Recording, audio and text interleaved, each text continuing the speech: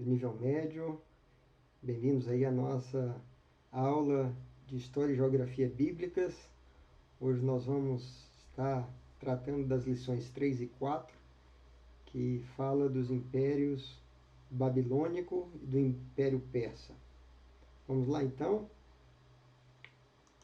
Quero convidar você já a abrir a sua apostila na página 3, na página 25, é a nossa lição 3. O esboço da nossa lição ali, vamos falar sobre a Babilônia. Babilônia continuação, Babilônia e o povo de Judá. Depois vamos falar sobre o Império Persa e a continuação do Império Persa. Aí os objetivos da nossa lição: explicar a origem e a geografia dos territórios babilônicos, bem como seu neo-império, mencionar as características da cultura da sociedade babilônica, descrever o relacionamento entre o Império Babilônico e o povo de Judá, amplamente vaticinado pelos profetas bíblicos, enumerar os pormenores que levaram à decadência da Babilônia, relatar as particularidades do Império Persa e suas conquistas através de seu fundador, Ciro, e expor toda a influência que o Império Persa exerceu sobre o povo judeu por meio de Ciro. A título de introdução, eu quero trazer alguns dados aqui fora daquilo que está na apostila para a gente entender melhor como que foi o surgimento, o nascimento e o desenvolvimento do Império Babilônico, né? Então, o nome Babilônia provém do grego, que por sua vez vem da língua acádia, Babili, que significa porta, da parte da palavra babu, e Ili, que significa Deus. Então, a palavra significaria porta do Deus ou porta dos deuses. A região de localização da Babilônia, esse pontinho vermelho aqui no meio do mapa do Iraque. E você pode ver aí essa figura ao lado direito, são as ruínas da cidade da Babilônia, vistas do palácio de Saddam Hussein. Então vamos tratar um pouco sobre a origem da Babilônia, né? Como que surgiu a Babilônia? A Babilônia foi uma antiga área cultural e estatal de língua acadiana, localizada no centro-sul da Mesopotâmia. Hoje é onde é o atual Iraque. Um pequeno estado governado pelos amorreus surgiu em 1894 a.C. e ali tinha um núcleo administrativo da Babilônia. Então, ali naquele tempo era apenas uma pequena cidade que durou durante todo o Império Acadiano, ali entre 2335 a 2154 a.C. Mas acabou se expandindo bastante durante o reinado de Hammurabi, na primeira metade do século XVIII a.C., e se tornou uma grande capital, período no qual passou a ser conhecida como o País de Acaia. Então, ela costumou se envolver em rivalidade com o estado mais antigo da Síria, ao norte, se envolveu também em conflitos com Elam, a leste, na região do que é hoje o Irã. E a Babilônia tornou-se brevemente a principal potência depois de Hammurabi, que criou um império de curta duração, sucedendo exatamente o Império Acadiano anterior, também sucedendo a terceira dinastia de Ur e sucedendo o Império Assírio Antigo. Queridos, o Império Babilônico, no entanto, rapidamente desmoronou depois da morte de Hammurabi e voltou a ser somente um pequeno reino novamente. Então você vê aí essa região do mapa em amarelo, ali ao centro, ali fica entre os rios Tigre e Eufrates, por isso chamado Mesopotâmia, né? E aí a gente vê que a primeira menção segura do nome Babilônia remete a um texto cuneiforme datado lá da época do Império Acádio, né? Muito bem. Nós vamos ver que esse reino da Babilônia ele foi sucedido por diferentes dinastias e com a Síria o Estado babilônico manteve a língua acádia escrita para os oficiais, apesar de seus fundadores amorreus de fala semítica e de seus sucessores cassitas falarem uma outra língua diferente. Muito bem, queridos. Avançando aqui um pouco ainda sobre a história, Então, a Mesopotâmia, ali, aquela região entre os rios Tigre e Eufrates, já desfrutava de uma longa história muito antes do surgimento da Babilônia, com exatamente a civilização suméria, conforme você está vendo no mapa aí, que surgiu, na verdade, em 3500 a.C. O que acontece? Havia ali esse pequeno distrito que estava sob domínio do Império Acádio, né? E nós vamos ver que esse império acabou desintegrando, o Império Acádio. Depois teve o colapso da terceira dinastia nas mãos dos Elamitas, já no ano 2002 a.C. E aí tem a questão da dinastia dos amorreus, que é... Deixa eu avançar aqui o slide. Né, a dinastia Amorita, a dinastia dos amorreus. É quando então a Babilônia experimenta uma ascensão com o surgimento dessa dinastia, que se inicia em 1894 a.C. E aí nós vamos ver que a história da Babilônia ela é dividida em dois períodos.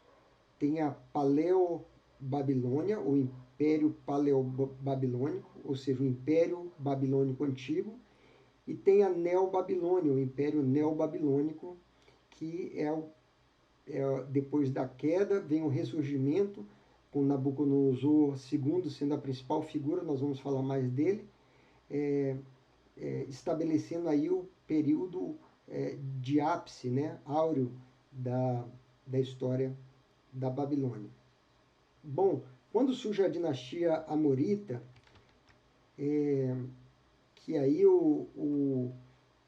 a Babilônia ganha expressão, esses amorreus, eles fundam um pequeno reino e chamam de Casalu, que incluía então nessa região o que era uma cidade pequena da Babilônia, isso lá em 1894 a.C. E daí essa entidade política ela acabaria por assumir os outros reinos e formar o curto Império Babilônico Antigo ou Paleo-Babilônico, também chamado de Primeira Dinastia Babilônica. Bom, queridos, o destaque aí nesse tempo paleo-babilônico teve uma sucessão de reis que estabeleceram suas dinastias, né? Mas o principal deles, o mais conhecido, é exatamente o Hammurabi, né? A Babilônia permaneceu como uma cidade menor em um pequeno estado até o reinado do seu sexto governante amorreu. Então, o sexto governante amorreu, na verdade, foi o primeiro rei babilônico, né? O Hammurabi, conforme do período paleo-babilônico, conforme você vê aí no slide, né? E ele foi um governante assim muito eficiente, ele se estabeleceu, né? Estabeleceu uma burocracia, um sistema de tributação e governo centralizado. Ele libertou a Babilônia do domínio dos Elamitas, lá naquela região que fica ali à direita do mapa, né? Conforme você pode ver aí, onde tem ali Elão. E ele expulsou inteiramente os elamitas do sul da Mesopotâmia e depois ele saiu expandindo, né, conquistando o sul da região, cidades como Issim, Lassa, Esnuna, Quis, Lagas, Nippur, Borsippa, Ur, Uruk, né, aquela região lá de onde saiu Abraão, né? E suas conquistas deram estabilidade à região após tempos turbulentos. Então ele foi o rei de maior expressão que a gente pode falar nesse período do Império Babilônico Antigo, né? Então é somente na época de Hammurabi que o sul da Mesopotâmia adquiriu o nome de Babilônia. Antes disso não era conhecido assim. Então o que acontece? O Hammurabi, uma das obras mais importantes dele foi a compilação do Código de Leis da Babilônia. Né? Ele melhorou os códigos anteriores que existiam, os códigos da Suméria, da Acádia e da Síria. E isso foi feito por ordem desse rei Hammurabi, depois que ele expulsou os elemitas e estabeleceu seu reino. Então, em 1901, uma cópia desse código foi achada, foi descoberta, né? E ela está guardada no museu, nós vamos ver mais tarde, no Museu Louvre, lá da França, né? E vamos falar um pouco mais desse código na frente. Bom, queridos, aí o que acontece? Depois, a parte sul da Babilônia se rebela, declara ali sua independência por 272 anos seguintes, e aí surge um outro domínio, né? O domínio dos cassitas. Deixa eu avançar aqui o slide. Então, a dinastia cassita, né? Bom, o Hammurabi, que era aquele rei que estava na dinastia anterior, que foi o principal do período do Antigo Império, ele disputou o domínio com a Síria de toda aquela região da Mesopotâmia, né? E aí, depois da sua morte, acabou que a Babilônia passou a ter um período de declínio, passou a ser dominada por essa dinastia cassita aí. Os cassitas, eles eram originados das montanhas do Irã, conhecido como montanhas Zagros, né? Que fica no noroeste do Irã. Então, os cassitas, eles dominaram aquela região e ficou conhecido como a dinastia mais longa da história da Babilônia, porque o governo na mão dos cassitas durou 576 anos. Mas aí depois foi havendo um período de enfraquecimento do governo, do reinado dos Aquitas sobre a Babilônia, que durou até o ano de 1155 a.C., quando a Babilônia foi conquistada por Sutruk-Nakhunti de Elam. E depois foi reconquistada por Nabucodonosor I. Veja a diferença, não é Nabucodonosor que a Bíblia fala, esse aqui é Nabucodonosor I, que foi parte do colapso da Idade do Bronze. Né? Daí, depois disso, tem início a segunda dinastia, chamada dinastia de Issim, e aí vem então o período de declínio desse império, desse período paleo-babilônico, do Império Paleo-Babilônico. O que acontece? Então, os elemitas, eles foram finalmente expulsos da Babilônia por uma nova dinastia, com origens em Sim, e que acabou retomando a cidade da Babilônia. E o rei de destaque aqui dessa dinastia de Sim foi Nabucodonosor I, que viveu ali entre 1126 e 1105 a.C. Depois que ele derrotou e expulsou os elemitas do seu próprio país, ele trouxe de volta, triunfante, né, a estátua de Marduk, que era o deus babilônico, deus adorado pelos babilônios. Né? Bom, queridos, avançando aqui um pouquinho ainda na história, a gente tem que correr que tem muito conteúdo. O retorno do reino babilônico ao primeiro plano político foi de curta duração, porque a partir de 1050 a.C. eles começaram a sofrer muitas incursões de vários povos nômades, como os arameus, né? E aí, no final do reinado de Nabu-Sumulibur, teve início um período de caos e de mudanças drásticas frequentes que acabaram enfraquecendo muito aquela região da Babilônia. Aí, depois disso, o que surge? Surge exatamente o domínio assírio. A Síria vinha crescendo como uma potência ali, e entre as muitas disputas com a Babilônia, eles acabam derrotando e subjugando a Babilônia. Então vamos mudar aqui aí a Babilônia e o domínio assírio. E aí você vai começar a observar nomes conhecidos aí da história, como Tiglat-Pileser III, que viveu entre 745 e 727 a.C., e depois de vários anos de combate ele acaba conquistando a Babilônia. A Babilônia passa a ficar alguns séculos sob domínio da Síria. É exatamente o filho de Tiglat-Pileser III, seu Manassé, que, embora tenha reinado por somente 5 anos, esse foi o rei assírio que deportou as 10 tribos do norte, ou o reino de Israel, para o cativeiro assírio. Não é? E aí a Babilônia permaneceu sob domínio dos assírios, que tinha crescido e tinha se fortalecido muito. Né? Então, queridos, o que nós aprendemos aí também é que a Síria ela vai também entrar em declínio. Ela, como nós vimos na lição passada, que tratamos do Império Assírio, né, ela também sofreu uma sucessão de invasões que foi se enfraquecendo, até que chegou um momento que o governante assírio, que estava sobre aquela região da Babilônia, que era subjugada ao Império Assírio, ele declara a independência, ele entra, lembra que nós falamos que ele entra com o apoio dos medos, e ele enfrenta Nínive, né, destrói Nínive, proclama a independência. Esse era e se torna rei da Babilônia, se intitula rei, que é o Nabopolassar, né?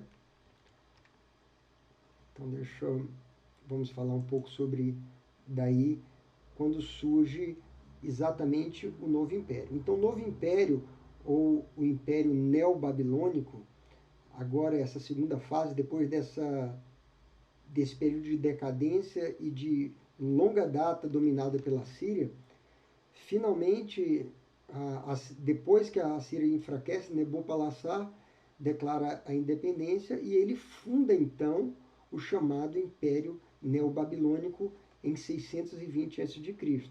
Ele assumiu o controle de grande parte da Babilônia e com a maioria dos habitantes, com apenas a cidade de Nippur e algumas regiões do norte, mostrando qualquer lealdade ao sitiado rei assírio. Então, Nabopolassar ele enfrenta os assírios e acaba derrotando ali o governo de Nínive, né?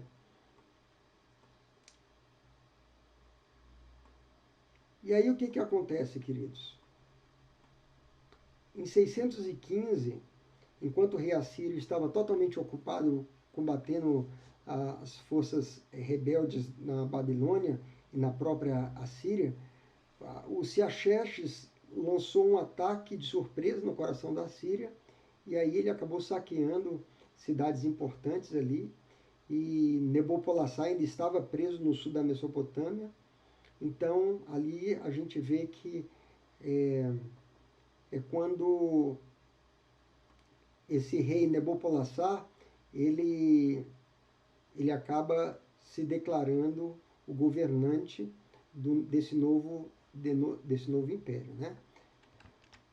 Agora, você vai ver aí que ele tem um filho chamado Nabucodonosor, que esse sim é o Nabucodonosor II, que acaba levando o reino do sul, o reino de Judá, para o cativeiro na Babilônia, né? Mas o Nabucodonosor II, ele acaba se tornando o rei de maior expressão, o rei mais conhecido dessa Babilônia, desse novo império babilônico. Né? É sobre o governo, o domínio de Nabucodonosor II, que a Babilônia atinge o seu ápice, o período áureo, né?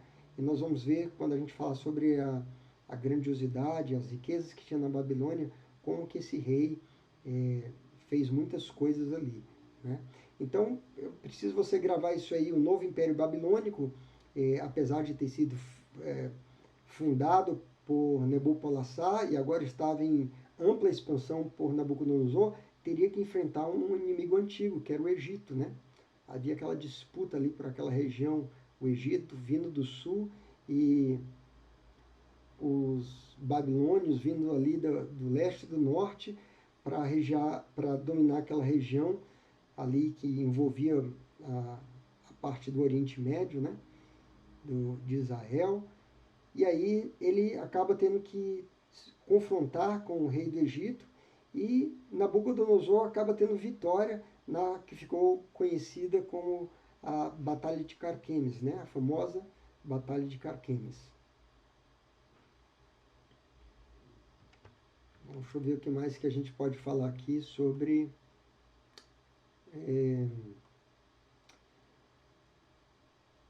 Então, queridos, assim,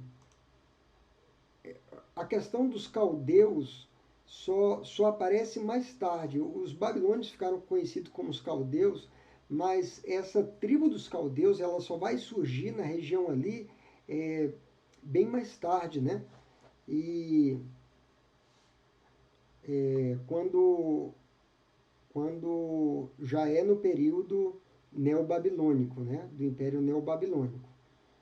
Agora, o que nós precisamos entender aqui também é que a Babilônia atinge esse período áureo por causa de muita tecnologia que eles tinham, né?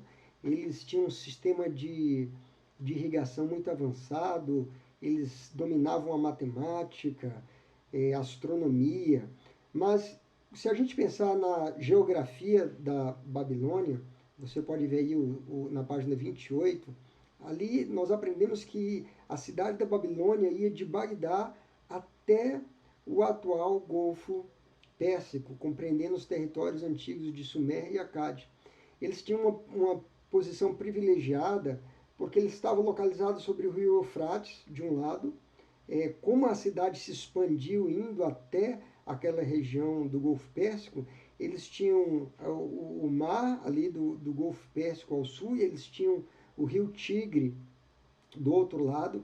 Então, tudo isso permitiu que eles desenvolvessem um avançadíssimo sistema de irrigação e, embora não houvesse pedras para efetuar suas construções, eles desenvolveram a técnica de construção de tijolos e usavam muita cerâmica, né? Então, muita riqueza havia naquela cidade, era realmente algo que impressionava. Por exemplo, os famosos jardins suspensos da Babilônia, né? Que foi uma das maravilhas do mundo antigo, ficou conhecida pelos jardins que ficavam no alto, né? Do palácio que Nabucodonosor construiu, que ficava num lado do rio. Então era algo realmente fascinante, algo impressionante, né? Então, o que aconteceu? Quando aquele período que eles ficaram sob o domínio da Síria, a Síria acabou causando muita destruição para a Babilônia, e aí quando Nabopolassar declara a independência, depois da morte dele, o seu filho Nabucodonosor assume, Nabucodonosor dá início a uma campanha de reconstrução da Babilônia, né? E entre as muitas obras que ele fez, incluindo os palácios, incluindo esses jardins, se destaca a construção de um muro em redor de toda a cidade, né? Cercando todo o perímetro da cidade, num total de 90 quilômetros. Imagina uma muralha de 90 quilômetros de extensão, né? Tornando ali a cidade uma fortaleza inexpugnável. Guardem isso aí.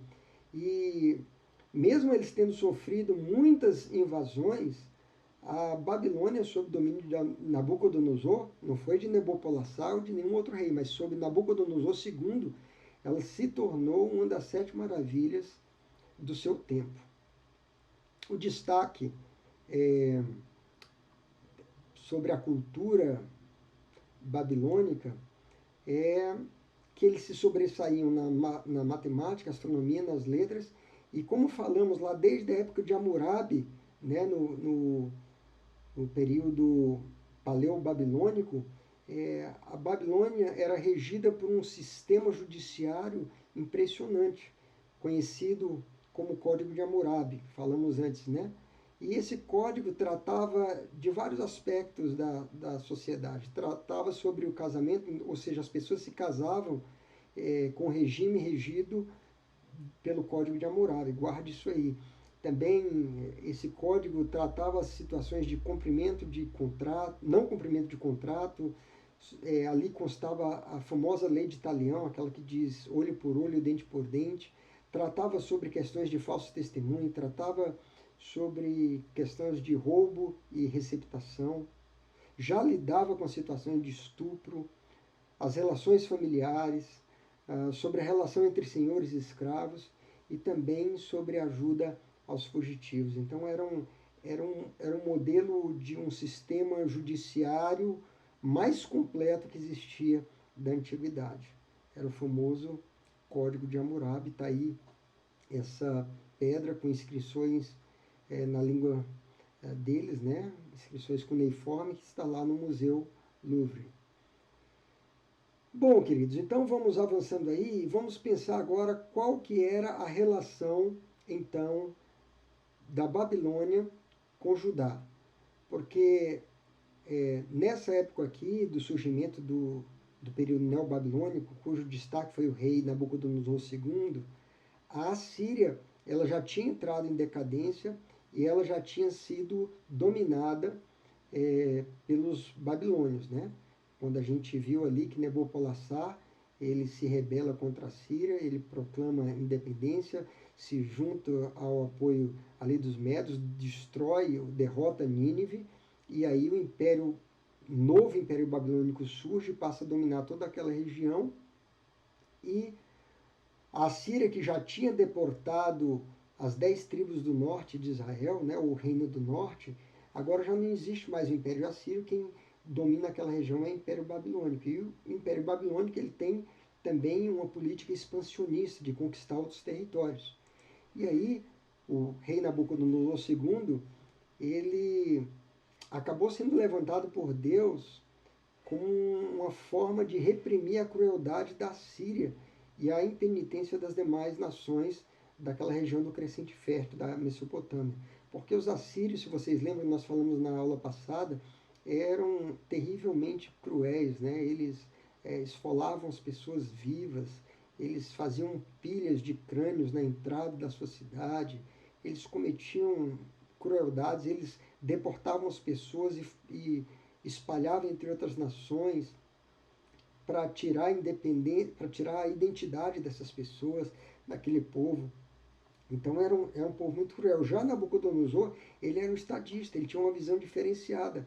Tanto que quando ele leva o povo de Judá para o cativeiro, ele chama os nobres, ele prepara os nobres, ele coloca esses nobres em posição de comando lá no Império Babilônico, né? É o que nós conhecemos pelos relatos bíblicos da história de Daniel e de seus amigos, né? Então Deus consentiu a ascensão da Babilônia para reprimir essa crueldade da Síria.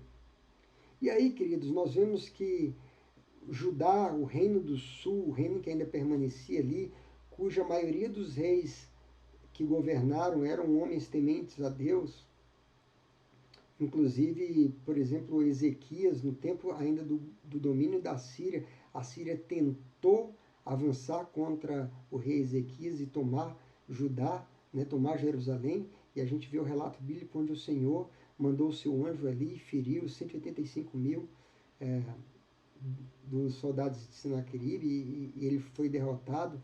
Mas, tendo visto tudo o que aconteceu com as tribos do norte, com o reino do norte que foi deportado pelo rei da Síria, Judá não aprendeu a lição e eles continuaram também pecando, cometendo idolatria, quebrando aliança com o rei de Israel, apesar de todas as advertências dos profetas, dizendo que eles deveriam se arrepender e voltar para o Senhor. Mas por causa da insistência em pecar e da obstinação, finalmente Deus trouxe Nabucodonosor II para punir o reino de Judá, né, o reino do sul. E a gente vê que Jeremias talvez é o principal porta-voz nesse período ali do reino de Judá, na época que antecede o exílio babilônico. E qual que era a orientação de Jeremias diante de tudo aquilo que o povo tinha feito? Aqui o povo chegou a uma condição que o juízo de Deus estava estabelecido e não tinha retorno. Então, Jeremias começa a dizer, olha, vocês devem se submeter ao domínio de Nabucodonosor, porque essa é a vontade de Deus. Deus está trazendo uma disciplina sobre o seu povo e não adianta vocês quererem fugir dessa disciplina, vocês têm que se entregar. E ele foi mal interpretado, ele não aceitou, não aceitaram o que ele falava, ele sofreu muito, né? Ficou conhecido como profeta chorão. Se você for ver o livro do profeta Jeremias e Lamentações de Jeremias, você vai ver aquele profeta que se angustiava de ver o que estava por acontecer com o seu povo exatamente através de Nabucodonosor, dos caldeus que vieram ali para trazer punição sobre o povo. Então, vamos avançando aí. A Babilônia e o povo de Judá, o nosso texto número 4, na página 33. Quando o rei Nabucodonosor, ele, na sua política expansionista, ele vai então, ele sitia Jerusalém, e aí ele acaba dominando aquela região durante o tempo do rei Jeoaquim. E Jeoaquim, ele é deixado ali pelo rei Nabucodonosor e ele deve então pagar tributos pesados ao rei do Império Babilônico. Mas veja que Nabucodonosor não o leva, não o tira de lá. Ele domina e faz de Joaquim um rei vassalo que deveria pagar esse tributo. O que acontece depois é que o rei Joaquim decide não pagar mais e se rebelar. E aí é quando o rei Nabucodonosor marcha contra Jerusalém e começa o período de deportações, né? Começa então a enviar pessoas para a Babilônia, os judeus para a Babilônia. E aí a gente vê que em 603 a.C. acontece a primeira deportação. E aí nessa deportação quem foi? Foi a família real, a nobreza, incluindo Daniel e os seus amigos, né? Misael, Azarias, e Sadraque, Mesaque e Abednego, né? Misael, Ananias e Azarias, que foram levados e passaram a viver ali na Babilônia. Depois dessa deportação, a história, o relato bíblico vai nos contar que houve outras deportações. Então eu queria mostrar para vocês um quadro da cronologia desse período do reinado do Império Neobabilônico, né, desde o surgimento do fundador desse Império Neobabilônico, Nabopolassar, depois com a principal figura que foi Nabucodonosor II, e depois teve alguns outros reis de menos expressão, que vieram depois de Nabucodonosor II até o final do Império Babilônico. Mas há uma divergência entre os estudiosos sobre quantas deportações aconteceram. Alguns dizem 2 deportações, outros dizem 3, outros dizem 4. Então eu tenho aqui um quadro que mostra que em 612 a.C., ali é quando Nabopolassar se levanta e se proclama independente da Síria e dá início então a esse período do novo Império Babilônico. E aí nós vemos que o seu filho Nabucodonosor II, ele assume o governo depois da morte do seu pai e realiza então a primeira deportação no ano de 605 a.C., né? E ali quando os judeus são levados para a Babilônia, está relatado lá em 2 Reis, no capítulo 24, verso 1, e no livro de Daniel. E Daniel e seus amigos são levados então nessa primeira deportação. Aí o que acontece? Tem aquele relato que está no livro de Daniel, que Nabucodonosor então tem um sonho e acorda muito perturbado, e ele manda chamar todos os magos para que não somente revelasse o sonho que ele tinha tido, mas também interpretasse. Nesse tempo, Daniel já tinha sido colocado como chefe de todos os magos e sábios ali do reino, e ninguém consegue saber o que o rei sonhou. Eles pedem que o rei conte o sonho para que eles possam interpretar, e o rei falou que não, que eles teriam que dizer o que sonhou, o que o rei sonhou e depois interpretar. E senão eles iriam todos morrer. E aí Daniel, sendo um homem de Deus, se põe a buscar a Deus, jejuar, junto com seus amigos, e Deus traz a revelação e o entendimento de qual foi o sonho, né? E a interpretação. E aí Daniel revela aquele sonho que era aquela estátua com as diferentes partes do corpo, cada parte composta de um material diferente que representava os reinos, né? E por fim aquela pedra que era arrancada e lançada sobre os pés e esmigalhava, né? E tinha aquela queda. Então mostrava sobre a sucessão de reinos que viriam e a queda, né, do rei da Babilônia. E aí o que acontece? Em 597 a.C. acontece a segunda deportação, porque aqueles que tinham ficado em Jerusalém, naquela região ali de Judá, eles começaram a planejar uma busca de auxílio junto ao Egito e a não se submeter, porque tinha os profetas que estavam falando que aqueles que foram deportados para a Babilônia ficariam ali só 2 anos, porque Deus ia mudar a sorte, Deus ia julgar Nabucodonosor e tudo mais, e eles iriam voltar. Mas Jeremias fala para eles, olha, vocês têm que se submeter, porque é Deus que está nesse negócio. E ele sendo rebelde, o rei ainda manda chamar o profeta e ouvir a palavra dele, o profeta esclarece, mostra o que ia acontecer, mas o rei ainda assim decide seguir de uma forma obstinada, se rebelando contra aquilo que era a vontade de Deus. E aí, finalmente, esse rei, na tentativa de fugir, ele é capturado e é levado. Ali tem os seus olhos vazados na Babilônia, né? Nabucodonosor foi muito duro com ele. E aí, em 586 a.C., acontece a terceira deportação dos judeus para a Babilônia. Só que dessa vez, a segunda eles levaram 10 mil judeus, né? Nessa terceira eles levam 832, que são conduzidos para a Babilônia, né? Para o cativeiro. E é nessa ocasião que o templo, então, é queimado, é posto fogo, né? Os muros da cidade são destruídos e foi uma terrível calamidade, né, para os judeus. E aí teve a quarta deportação, que acontece em 581 a.C., e dessa vez 745 foram conduzidos para o cativeiro da Babilônia, conforme relato de Jeremias, capítulo 52, verso 30. E aí Jeremias, lá no capítulo 29, ele manda aquela carta, né, dizendo, olha, não é 2 anos só que vocês vão ficar aí como seus profetas estão dizendo, não, vocês vão ficar 70 anos. Então, criem raízes aí, multipliquem, trabalhem, desejem o bem dessa cidade para onde vocês foram deportados, porque eu, o Senhor, falando por boca de Jeremias, né, o Senhor diz, eu, o Senhor, sei que pensamentos tenho ao respeito de vocês, pensamentos de paz e não de mal, para dar o fim que vocês desejam. Qual era o fim? De que eles pudessem voltar para a terra deles. Mas isso só aconteceria depois de 70 anos, que se cumprisse as palavras que o Senhor havia anunciado.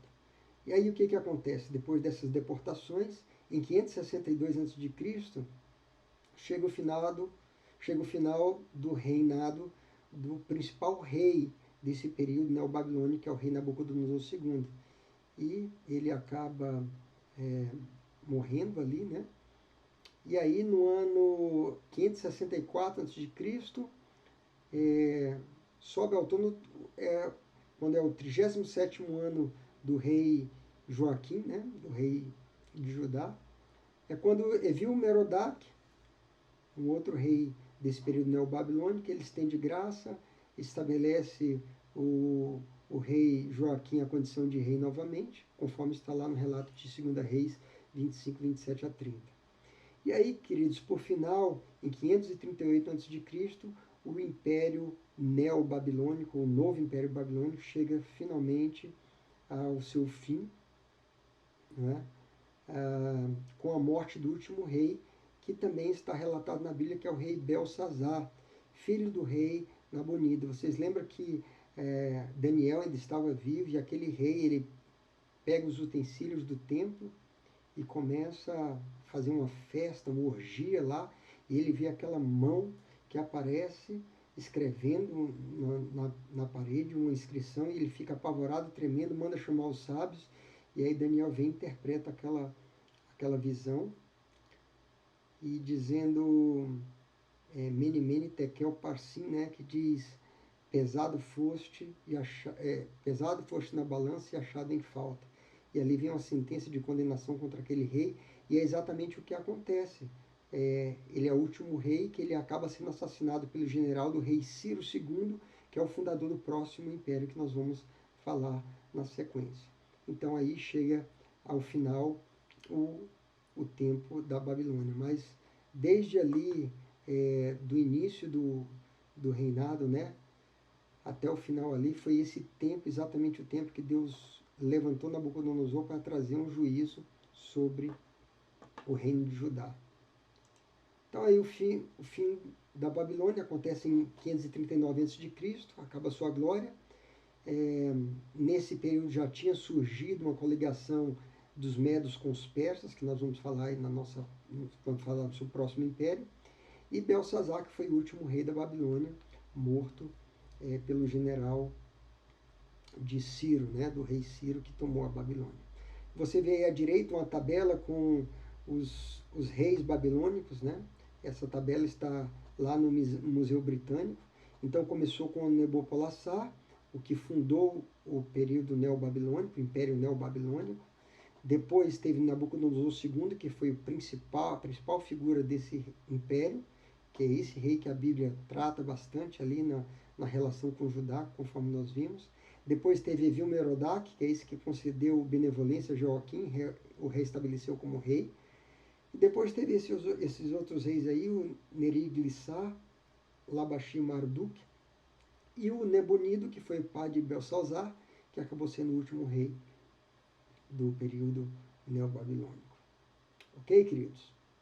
Então aí nós chegamos ao fim do nosso estudo sobre a Babilônia. E aí surge um novo reino, né?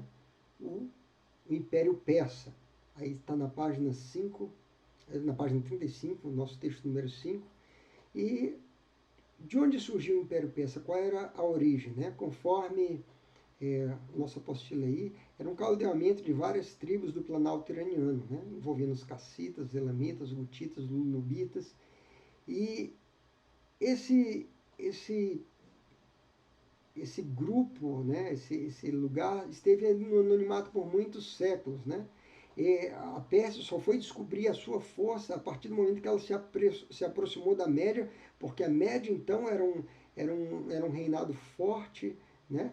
E a Pérsia ali, como você lembra que nós falamos, Nabopolassar, né, com o apoio da Média, se levanta contra Nínive e derrota Nínive e acaba estabelecendo o período babilônico ali, mas aí a Pérsia era menor, foi ganhando força, foi ganhando expressão a partir do momento que se uniu a Média. Né?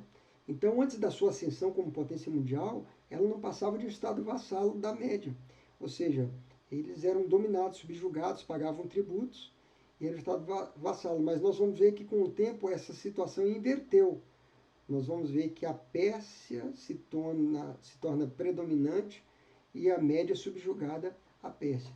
Então, esse Império Persa ele é fundado exatamente por quem? Por Ciro II, é o fundador desse império. Me perdoem ali que o título do slide acabou cortando, mas o Ciro II ele era conhecido por sua liberalidade e espírito universal. O que quer dizer isso? Ele permitia que os povos tributários, que estavam ali sob domínio do seu império, cultivassem os seus valores nacionais, a sua religião.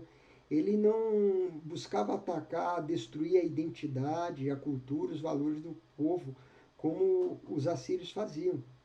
Então ele era tido como um rei bom, um rei benevolente. Né? Quem era ele?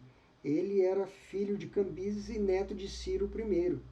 Esse Ciro II é aquele de quem Isaías profetiza, né? Que seria um instrumento de Deus para permitir o retorno dos judeus do cativeiro para sua terra em Jerusalém para reconstruir a cidade e o templo do Senhor. Então ele conquistou a Babilônia em 16 de outubro de 539, matando o último rei babilônico, como nós já falamos, Belsazar, naquela noite de orgia em que ele usava os utensílios do templo do Deus de Israel e cumprindo-se assim a interpretação da visão que Daniel teve. E nós vamos ver que apesar de derrotada pela Pérsia, a Média acabou se unindo a ela e se formou o primeiro império binacional. Então esse era um rei tolerante com os vencidos. Né? Avançando ainda aí sobre a geografia do Império Persa e a relação da Pérsia com os judeus, né? Página 38, texto número 6. Então, queridos, esse Império Persa ele se estendeu de uma forma muito larga, né? Alcançando desde a Índia até a Grécia nos tempos do rei Assuero. Né? E você vai ver ali que eles englobavam toda essa região ali do Mar Negro, né, do Mar Cáspio, do Golfo Pérsico, né, do Mar Vermelho, do Mar Mediterrâneo, entrando ali na África, Egito, indo ali até a Grécia, né, na Europa. Foi um império enorme. E nós podemos aprender aí pela nossa lição que Deus usou o rei Ciro para permitir o regresso dos judeus a Sião, para que mais tarde eles conseguissem reconstruir o templo e os muros de Jerusalém. E a gente pode ver o registro desse episódio da história esse decreto de Ciro lá no livro de Esdras, capítulo 1, versos 2 a 4, quando diz: o Senhor, o Deus dos céus, me deu todos os reinos da terra e me encarregou de lhe edificar uma casa em Jerusalém de Judá. Quem dentre vós é de todo o seu povo, seja seu Deus com ele, e suba a Jerusalém de Judá e edifique a casa do Senhor, Deus de Israel. Ele é o Deus que habita em Jerusalém. Todo aquele que está em alguns lugares em que habita, os homens desse lugar o ajudarão com prata, ouro, bens e gado, afora as dádivas voluntárias para a casa de Deus, a qual está em Jerusalém. E aí acaba se cumprindo a profecia de Isaías 44, versos 21 a 28, muito antes de ter acontecido, né, ali o cativeiro. Isaías já tinha profetizado que o povo seria cativo, mas um dia Deus iria levantar o servo dele, Ciro, que ia permitir que o povo voltasse, né? E o Flávio José, o historiador, o mais famoso historiador da história dos judeus, conta que esse rei, ele teve acesso a essa profecia, ele leu a profecia, então quando ele se tornou o imperador, ele quis que essa profecia se cumprisse, ele quis ser o cumprimento dessa profecia, e ele mostrou essa benevolência, inclusive ele devolveu os utensílios, o tesouro que tinha sido levado da casa de Deus, do templo em Jerusalém, que tinha sido levado para a Babilônia. Ele liberou os judeus para voltarem ali, né, sobre o comando de Zorobabel, né, para que voltassem, reconstruíssem a cidade, reconstruíssem o templo. Então é o que a gente lê ali no período de Esdras e Neemias, né? Então, nós aprendemos que, na verdade, por detrás dessa bondade, dessa generosidade de Ciro, estava a mão de Deus favorecendo, abençoando o povo que tinha cumprido o tempo de exílio, né, o tempo de cativeiro na Babilônia, como disciplina por sua infidelidade. Bom, queridos, nós chegamos aqui então ao final desse estudo do Império Persa também, né, que se tornou conhecido também como Aquemênides, né, que é ali a região do Irã, né? Então nós vamos agora para o nosso intervalo aí de 10 minutos e a gente volta para dar sequência e estudar os próximos dois impérios, né? Ok? Vamos lá? Até daqui a 10 minutos. Deus abençoe você.